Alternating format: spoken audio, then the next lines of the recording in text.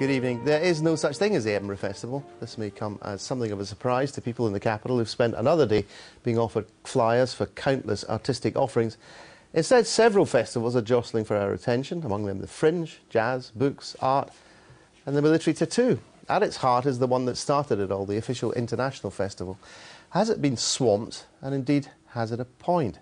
And taken together, do all these festivals represent a critical mass of cultural excellence or a dilution of the Edinburgh brand? Here's Kenneth MacDonald.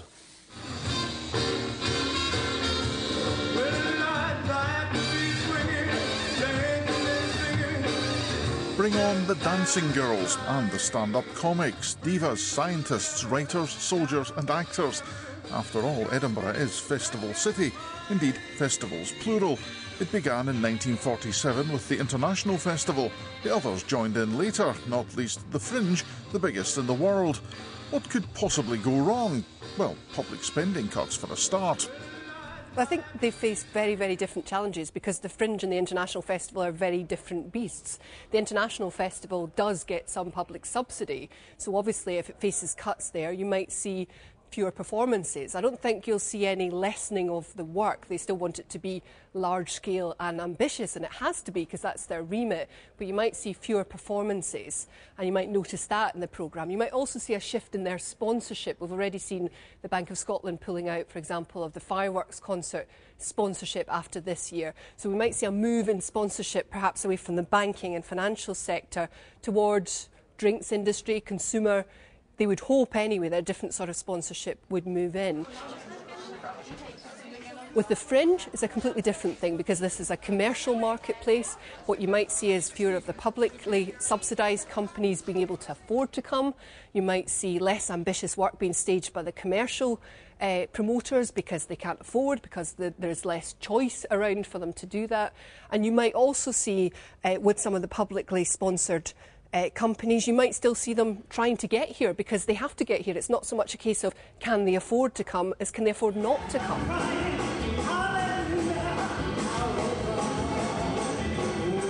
While the Fringe prides itself for being light on its feet and light on the public purse, the original International Festival is often portrayed as just the opposite.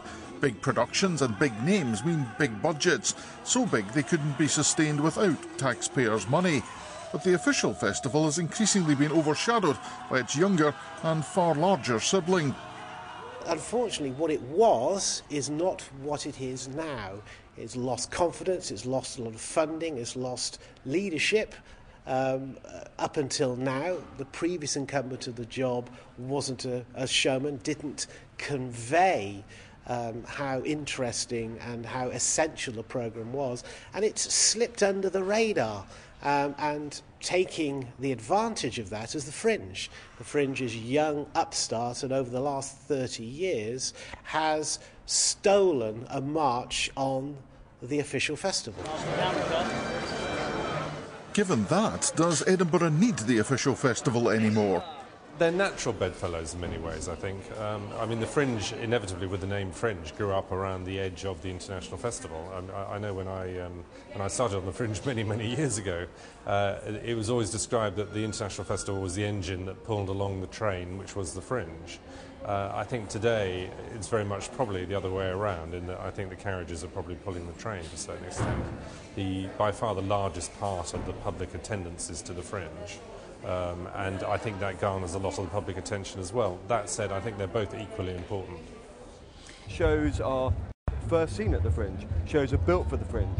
They're then bought and sold here, so they tour around the UK and Europe and the world. So in many ways, the Fringe does a lot of what the festival was originally set up to do. And that's not to say that if the festival funding was cut, it wouldn't be an enormous shame, because we're only with that funding can you produce shows on the scale that they do produce, each year.